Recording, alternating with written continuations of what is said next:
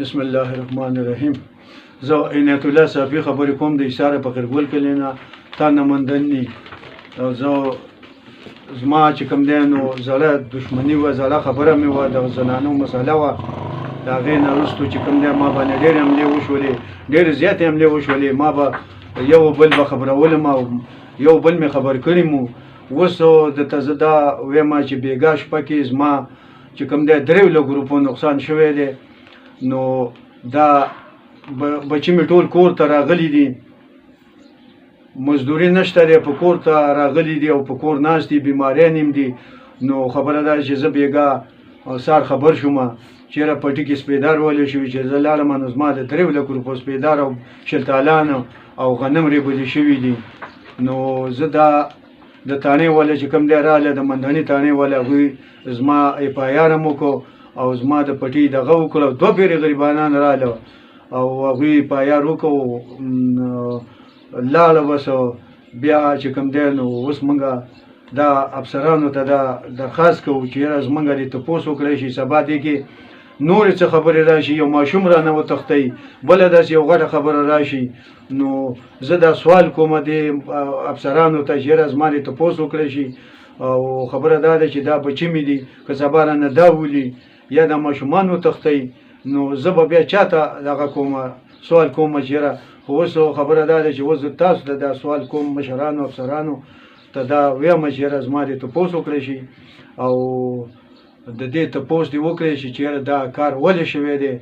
نو زه د پولیس نه ګیلمن نه یم، زه د دې بالا افسرانو ته سوال کوم چې دی راځي او زما 10-12 کسان راولي او زما په پټي کې سپېدار وخي، زما فصل وخي، زما باغ وخي.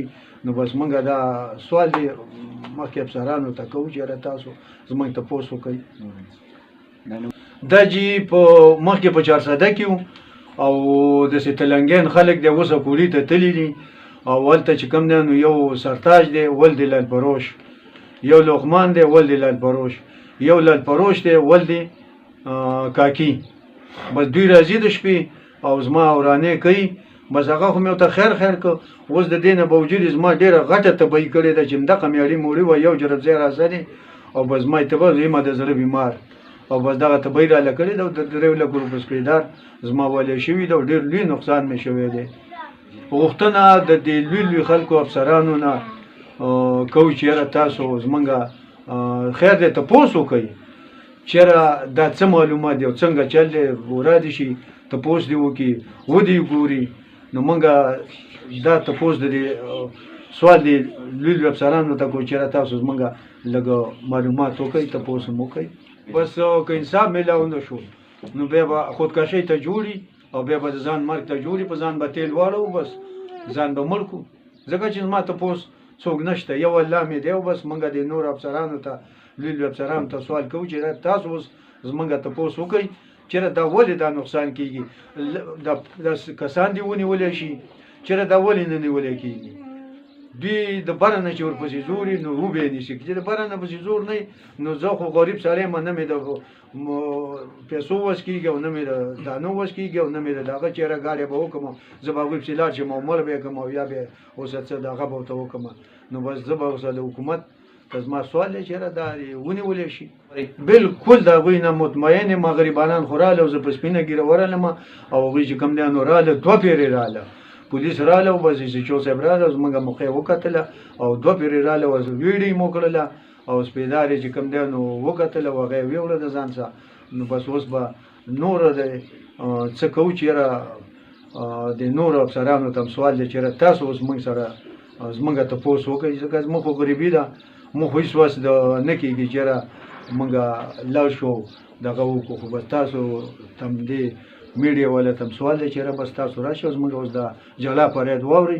زیاتې حملې کړي دي، کوټې راله 200 وې، دیوالونه راله وران کړي وو، ورونه یې سوي وو، کوټو ته یې راله وریښې وو.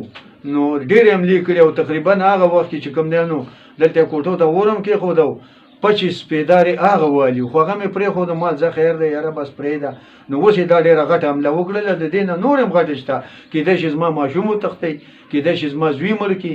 نو بس اوس موږ غټو افسرانو ته سوال کوو چې زمونږ لري تپوس وکړی شي. یاره ډېرې جرګې مې پرې وکړلې او ډېر مشران لاړه او راله، خو هغوی چې کوم دی اوس مخیله نه راځي او نه راسره روغه کوي او بس اوس چې کوم دی وایي یاره موږ له جینۍ راکوي او موږ له سوره راکوي. نو سورې خو په حکومت کې هم بندي دي او په هر ځای کې بندي دي. روغ او زمونږ کوو په دواړو سترګو، که چې څه شی غواړي موږ یې ورکوو، خو یاره د سورې کار ورسره ځکه نه کوو چې زه یو داسې سړی یم چې بیمار سړی یم، که چاته د څه نقصان وشي یا پولیس خبر شي، حکومت خبر شي، نو زه خو بیا نه د جیل یم او نه د والو یم او نه د هغې مزه به ولې دغه کومه ده سوره خو زه نه ورکوم د حکومت د طرف نه بنده ده. نو بس اوس دا سوال یې زمونږ چې زمونږ د تپوس وکړي.